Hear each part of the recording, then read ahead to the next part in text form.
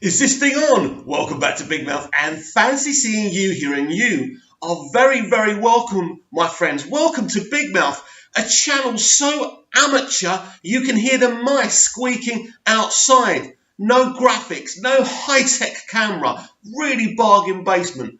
But what I've got, what the others don't, is passion for what I'm talking about. I don't need money, I don't need subs, I just need to say my piece and go away. But if you are watching this, I appreciate you, whether you like me, hate me, agree or disagree. Everyone is welcome on this channel. Yes, welcome to Sunday's edition of the dceu Daily.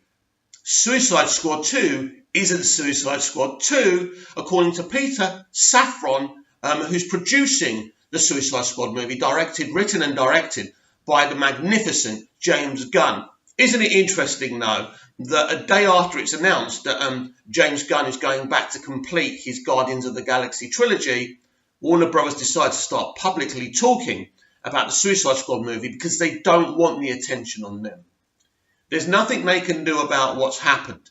He's going to go back and do that movie. He's either going to stay with them or come back to WB. But from the look of James Gunn, he admires loyalty. Warner Brothers gave him a chance when nobody else would touch him. He's going to appreciate that. I think he's going to get a first look deal with Warner Brothers. I think his future is with Warner Brothers. It's going to be interesting, though. This is how I feel about it. Whatever happens or doesn't happen, the DCEU will survive, because the DCEU has survived some really amazing, divisive films. So if it can survive that, it can survive anything. It's kind of disappointing, really, when I go onto Twitter and some DCEU fans kind of have got this agenda. I know a lot of you are Zack Snyder fans, and I know a lot of you kind of think you can get some mileage out of putting down Warner Brothers and their decision-making. But the truth is, their decision-making since Justice League has gone has been pretty much spot on. Look at Aquaman. The more times I see Aquaman, actually, the better it gets. It's that good. And the more I appreciate what they're trying to tell me within this character.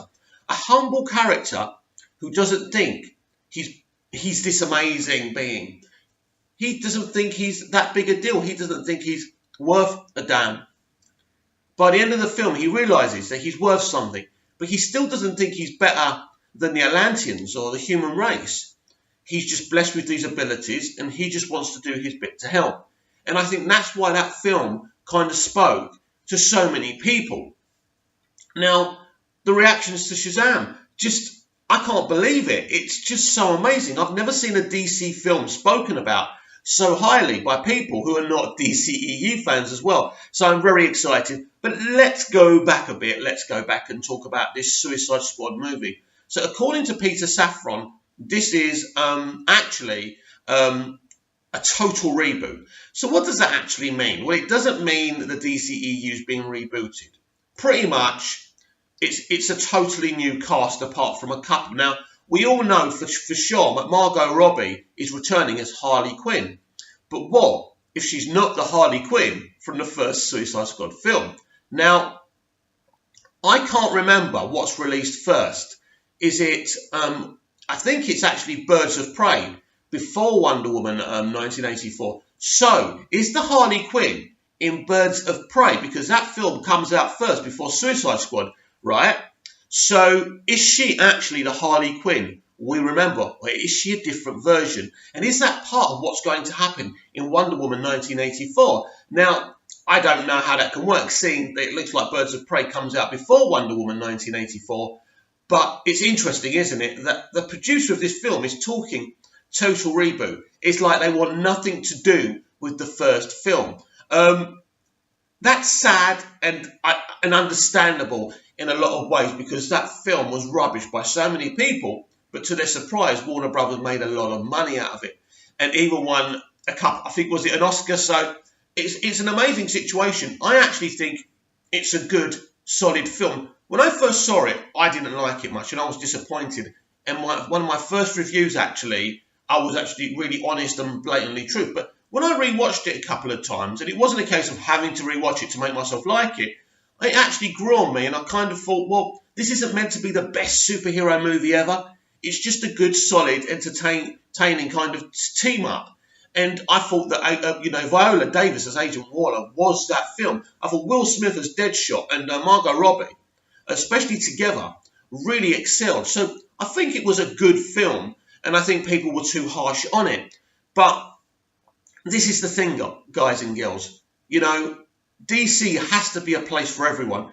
It has to be a place where the mainstream audience comes in. Now, they're definitely going to get creatives and let them do what they're going to do. They're going to get the best creatives for what they want to do and let them get on with it. But there's no question about it. With Aquaman and now Shazam getting the mainstream buzz, Warner Brothers are not going to want to let that go. They will do the right things.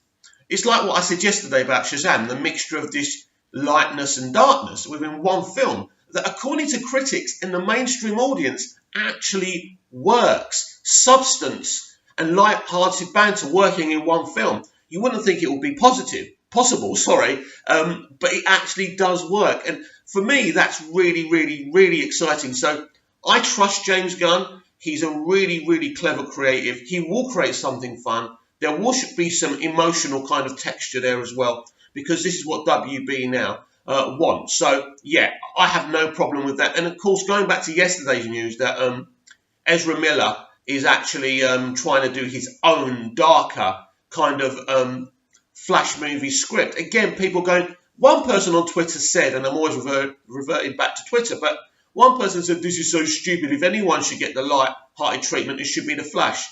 Light-hearted is one thing. Sitcom is another. So if it's come back and Ezra's seen a sitcom there, he doesn't want that. He already knows what happened, what people said about his Flash. And he was only performing, and I think the Flash and Cyborg, for me, were the best two things about Justice League. I really liked Wonder Woman too, and her dynamic with Bruce Wayne and Batman. But I thought the Flash was really, really good, and he worked for me. But I think he wants to kind of make him a little bit more serious, because in the comics, he's not a total funny jackass. Yes, there's a light-hearted element to him, but he's not a sitcom star. This is not Joey from Friends. So I think that Ezra's seen that. And also, this is his career. And let's be honest about it. He could have seen the script and just quit. But he's going there to do it and to try and persuade Warner Brothers, because this is Warner Brothers' golden child. Ezra Miller is an actor who really is respected by Warner Brothers. They don't want to lose him. But there's been big problems on Fantastic Beasts 2. Obviously, his first full movie, Justice League, didn't work out too well either. So he's now becoming concerned. And he's probably said to the studio, look, I'm a bit concerned here, This is another film where people are not going to like where we're going with this. So I think what he will attempt to do with Grant Morrison is marry kind of a humorous but a dark take together. So there's actually some context to the actual story. Do I think that Warner Brothers will accept this? I don't know. From the outside looking in, it's kind of 50. It's looking like Ezra Miller will leave. It's maybe what kind of Walter Hamada wanted from the beginning, just to set the franchise on a new course. But then you've got Warner Brothers actually allowing him to do this. So it could be a situation either where Warner Brothers override Walter Hamada, or Walter Hamada says, or looks at it, maybe likes it and lets it carry on. I mean, it will be a very unique situation for an actor to kind of pen the script in a superhero film and take the lead as well. It's a very unique situation, and I'm very, very excited about it. So let me know what you think. Are you excited about Suicide Squad, not 2, not being a sequel? It's the second time this week we've heard that a DCEU movie is, in fact, not a sequel. I'm fine with that. They want to make films their own entities, so the creatives can do whatever they want, so they're not held back by somebody else's work. Now, that sometimes works really well, like the Indiana Jones movies and the 80s Bond movies, but also when you look at The Last Jedi, where they had a continuing kind of thing, and it didn't work out because that director went in a total direction that nobody wanted. But the great thing about this, The Flash has already kind of existed within the DCEU, but there's no threads that any new writer-director has to be overly loyal to. We saw his father. We know that his father's accused of his mother's death. That's it. That's within the story. Nobody's going to, urinate on that or do anything to that. So basically, anyone who writes this, directs this, has got a fresh page to make the Flash movie that they want. And I think Ezra Miller is so brave and bold to take this risk in his career to absolutely make the best film for you and for me.